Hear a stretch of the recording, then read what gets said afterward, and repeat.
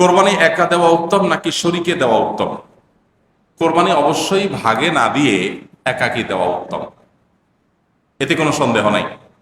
আপনি একটা গরুর 7 ভাগের 1 ভাগ নিলেন, এটার চাইতে আপনি একটা ছাগল কোরবানি দিলেন, এই দ্বিতীয় অপশনটা অবশ্যই উত্তম, এতে কোনো সন্দেহ নাই। কারণ আপনি যখন শরীকে কোরবানি দিলেন তখন সেখানে অনেক শরীক, তাদের কার উপার্জন হালাল, কার উপার্জন হারাম, কার মিশ্র উপার্জন, কার নিয়ত গোশত খাওয়া, নানান রকমের ঝামেলা সেখানে থাকে। আর আপনি যখন একা একা দিলেন তখন সেই ঝামেলাটা আর থাকে না। তো এই জন্য একাকি কোরবানি দিলে সেটা অধিকতর উত্তম হয়। আমরা সাধারণত গরু কোরবানি না দিলে আমাদের দিলটা শান্তি হয় না। এই দিলটা শান্তি হয় না কি আল্লাহর জন্য, আল্লাহর রাস্তা বেশি টাকা খরচ করার নিয়তে? সেটাই যদি হয় তাহলে অন্য খাতে দানের ক্ষেত্রে কেন এত আগ্রহ দেখা যায় না?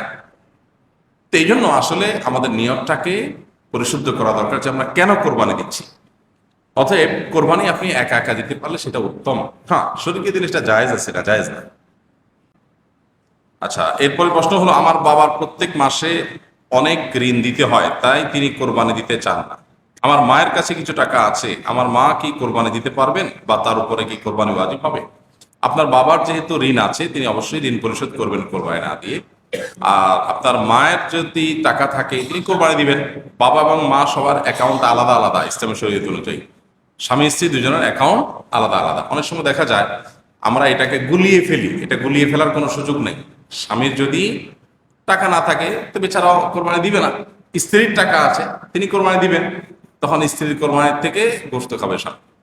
এই তো এরকম ব্যাপার না যে স্বামীর যেহেতু ঋণ আছে অতএব আমি কোরবানি দেব না, স্বামীর ঋণ আমি পরিশোধ করতে বাধ্য, এরকম না। স্ত্রী যদি স্বামীর ঋণ পরিশোধ করেন সেটা তার পক্ষ থেকে ইহসান হবে, ভালো।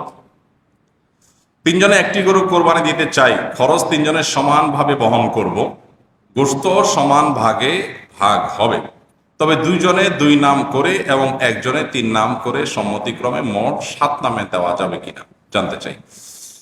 দেখুন, কোরবানিতে ভগ্নাংশ কেউ নিতে পারবে না, পূর্ণ একটা অংশ নিতে হবে। এখানে কেউ ভগ্নাংশ নিচ্ছে না প্রশ্নের ক্ষেত্রে, কিন্তু একটা গরুতে সর্বোচ্চ 7 ভাগে দেওয়া যায়, 7 ভাগে দিতে বাধ্য না। এর মানে এই না যে 7 ভাগে দেওয়া যাবে। মোবাইলে ভিডিও করতে নিষেধ করা হয়েছে, করছেন না? আচ্ছা, মানে যেভাবে স্টাইলে ধরছেন আমার তো মনে হচ্ছে রেকর্ড করছেন। রেকর্ড করলে স্ট্যান্ডে সেট করেন, করে সুন্দর করে করেন, নিয়মতান্ত্রিক ভাবে করেন। হ্যাঁ, আচ্ছা, 1 জনে 3 নাম দিয়েছেন অথচ টাকা দিয়েছেন 3 ভাগের 1 ভাগ। 3 নাম মানে 3 জনের তরফ থেকে দিচ্ছেন। তো আর বাকি 2 জন, 3জন সমান করে টাকা দিয়েছেন, তার মানে এখানে হয় 3 জনের পক্ষ থেকে হবে বা এক একজনের 2 জনের তরফ থেকে দিবেন, তাহলে 6 জনের তরফ থেকে হবে। যেহেতু টাকা সমান দিচ্ছেন, টাকা দিচ্ছেন সমান, কিন্তু নাম একটা বেশি দিচ্ছেন, সেটা কিসের ভিত্তিতে? যদি সবাই বলেন ঠিক আছে আমরা টাকা বেশি দিলেও ওনাকে 1 জনের তরফ থেকে বেশি দেওয়ার সুযোগ আমরা দিলাম, আমাদের পক্ষ থেকে ছাড়, তাহলে সেক্ষেত্রে সেটা জায়েজ আছে। তাহলে ব্যাপারটা এরকম হবে যে একটা গরুর দাম ধরা যাক 90,000 টাকা, 3 জন 30,000 করে টাকা দিলেন, তাহলে 30,000-এ দুই নাম করে দিয়েছেন, অর্থাৎ 2 জনের তরফ থেকে, কেউ নিজের নিজের স্ত্রী, নিজের নিজের বাবা, অন্য কারণ পক্ষ থেকে দিলেন, আরেকজন 3 জনের তরফ থেকে দিলেন। 3 নাম মানে 3 জনের তরফ থেকে। তো যে ব্যক্তি 3 জনের তরফ থেকে দিলেন তার তো 45,000 টাকা দেওয়ার কথা, কিন্তু দিয়েছেন 30,000 টাকা, তাহলে বাকি 15,000 টাকা যেটা তিনি দেন নাই, অবশিষ্ট 2 শরিক মিলে যদি বলেন ঠিক আছে আমরা দিয়ে দিয়েছি ওইটাই ওখানে কাউন্ট করলাম, এটা তোমার জন্য গিফট, তোমার তরফ থেকে হলো, তাহলে জায়েজ হবে। আদারওয়াইজ এটা জায়েজ হবে না। অর্থাৎ টাকা সমান সমান দিলাম কিন্তু আমি ভাগ বেশি নিলাম, কম নিলাম, এটা করা যাবে না।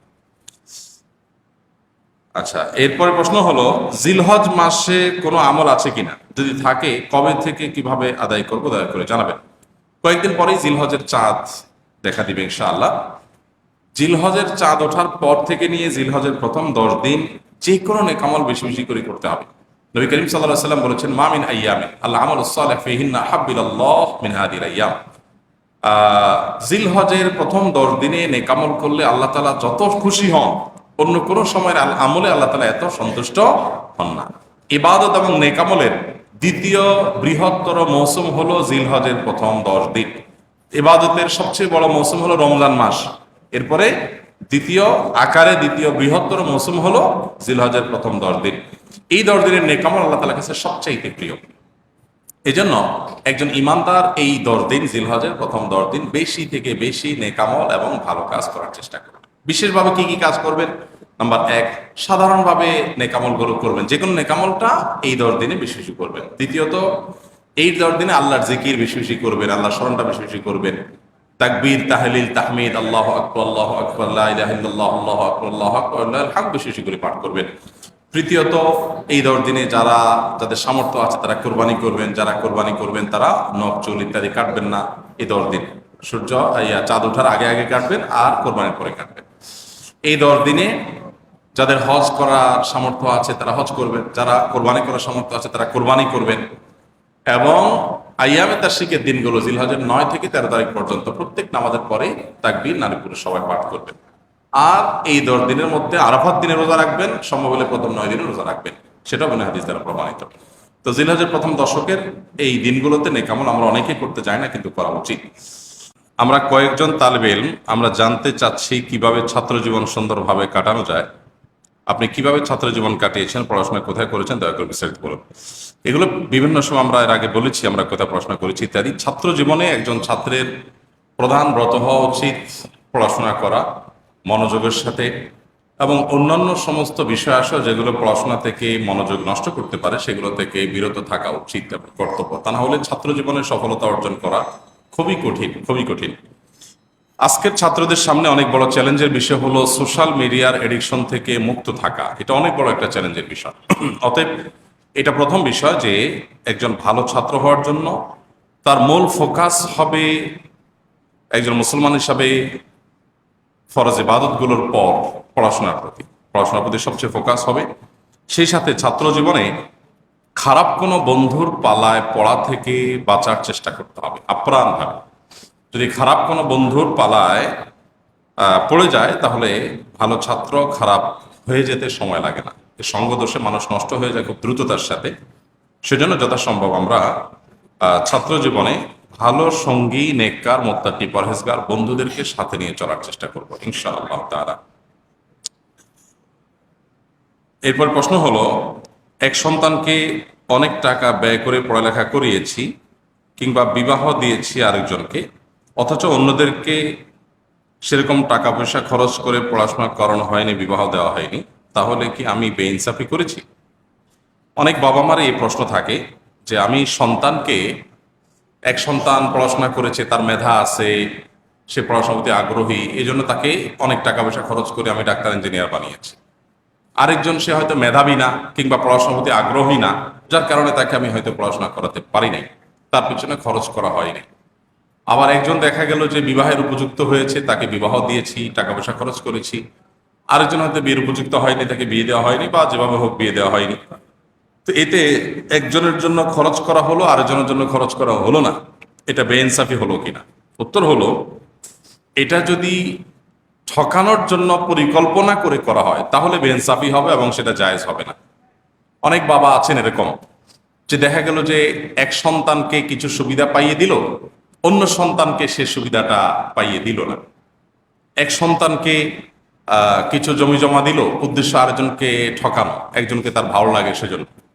তো এরকম যৌক্তিক এবং গ্রহণযোগ্য কোনো কারণ ছাড়া নিছক আমার ভালো লাগে খারাপ লাগে এটার উপর ভিত্তি করে কোনো সন্তানকে কোনো সুবিধা দেওয়া, অন্যদেরকে না দেওয়া, সেটা গুনাহ, সেটা বেইনসাফি। নবী করিম সাল্লাল্লাহু আলাইহি ওয়াসাল্লাম বলেছেন, ইত্তাকুল্লাহ ওয়া আদিলু বাইনা আওলাদিকুম, তোমরা আল্লাহকে ভয় করো এবং তোমাদের সন্তানদের মধ্যে তোমরা ইনসাফ এবং ন্যায় এটা প্রতিষ্ঠা করো, বেইনসাফি করবে না। এখন কোন সন্তানের যদি এরকম হয় যে তার পড়াশোনার প্রতি আগ্রহ আছে, সেজন্য খরচ করেছে, সে ডাক্তার ইঞ্জিনিয়ার হয়েছে, আর জন্য আগ্রহ নাই, মেধা নাই, সে পড়তে পারে নাই, তাহলে সেজন্য সে পড়াশোনা করতে পারে না দেখে তার পেছনে খরচ করা হয় নাই, এখানে ঠকানোর কোনো উদ্দেশ্য নেই, তাহলে এটা বেইনসাফি হবে না, এর কারণে কোনো গুনাহ হবে না। এটা জরুরি না যে অমুকের জন্য এটা খরচ করছি তাই তোমার জন্য করতে পারি না, তারপর তুমি ক্যাশ নিয়ে যাও, এটা জরুরি না। কারণ এখানে পরিকল্পনা মাফিক একজনকে সম্পদ দেওয়া হচ্ছে, আরেকজনকে বঞ্চিত করা হচ্ছে, ব্যাপারটা এরকম না। একজন অসুস্থ হয়েছে, তার জন্য চিকিৎসায় লক্ষ লক্ষ টাকা খরচ হয়েছে, আরেকজনকে আলহামদুলিল্লাহ সুস্থ আল্লাহ তাআলা রেখেছে, তার জন্য খরচ হয় নাই। তো এখানে কোনো বেইনসাফি হবে না যে একজনের জন্য লাখ লাখ টাকা খরচ করলাম, আরেকজনের জন্য খরচ করলাম না, কারণ এখানে ঠকানো উদ্দেশ্য না, প্রয়োজনের ভিত্তিতে খরচ করা হয়েছে, জরুরতের ভিত্তিতে। ঠিক একইভাবে কোনো মেয়ে বিয়ের উপযুক্ত হয়েছে, টাকা পয়সা খরচ করে তাকে বিয়ে দিলেন বাবা, আরেকজন হয়তো বিয়ের উপযুক্ত হয় না,